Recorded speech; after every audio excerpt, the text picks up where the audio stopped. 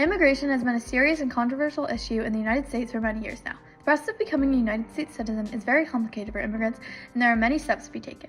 The body of law currently governing immigration is called the Immigration and Nationality Act, or the INA. This act allows up to 675,000 visas each year. There are millions of people who've been waiting for decades until a visa is available to them. According to recent reports, an estimated 5 million individuals with approved immigrant visa petitions are waiting in the immigrant visa backlog.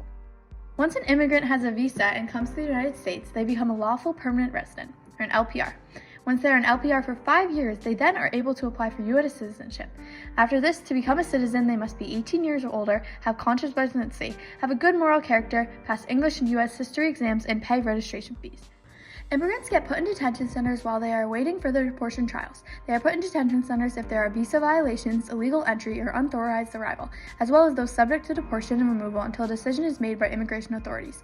Some immigrants wait years for their trials or decision from authorities.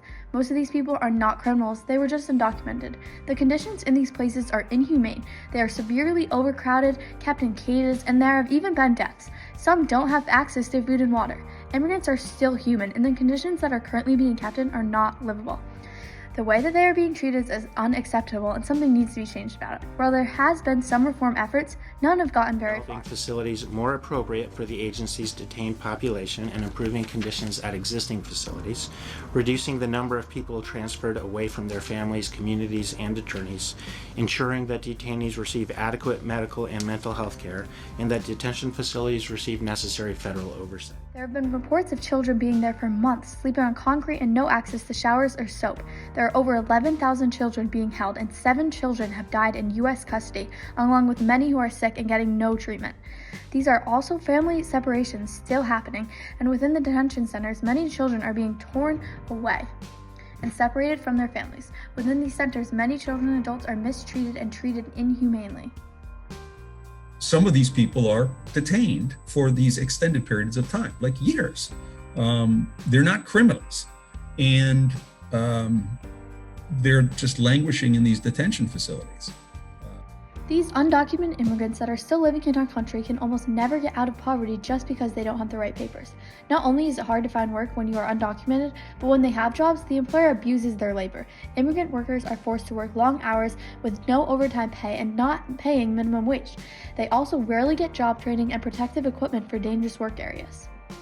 Which is this huge group of people who are subject to exploitation because of their situation. Stuck in dead-end jobs because, they don't have the right papers to get a better job, even though they have the skills perhaps to do, different things.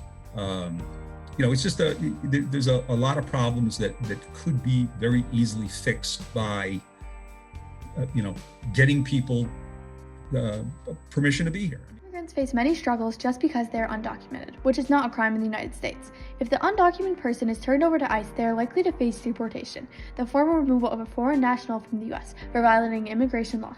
In immigration court, if the judge rules for the deportation, the receiving country of the person being deported must agree to accept them and issue travel documents before the U.S. ICE carries out a removal.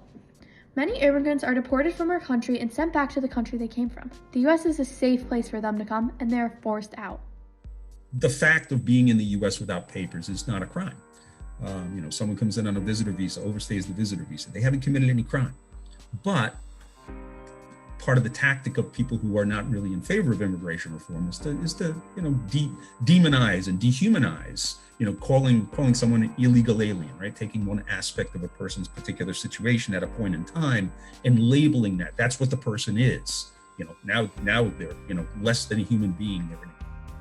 Many people are scared of having change in the United States. With all these new people coming into the U.S., it could be a major source of crime, and many people think that they could be a huge risk because of terrorism. Others may say that failing to enforce the immigration laws will destroy the rule of the United States. And that puts some people in fear. Some people don't like change. Some people are afraid of things that are different.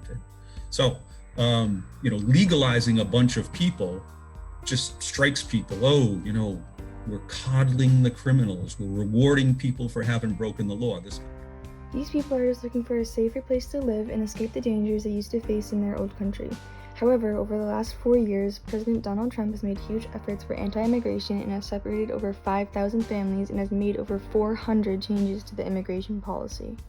Right now, because of the Trump initiatives, there are over 1 million people in deportation proceedings right now. People are waiting years for immigration hearings on their cases. We hope that President-elect Joe Biden will keep to his word and push for a new immigration bill to make changes of what Trump has done. Many say that our country is traumatized about what has happened these last 4 years, so it may take long, but hopefully the new president and Congress will address these issues that are taking place. Biden wants to create a new bill that will reverse Trump's immigration policies, making it easier for undocumented immigrants to get green cards. Day one, I'm sending to the United States Congress an immigration bill providing a pathway for 11 million undocumented. However, many will say that it will cause an increase of illegal immigration at our borders to await their green cards, but many immigration activists will fight to make sure that Biden and Congress will use their powers to change our nation's current immigration policies.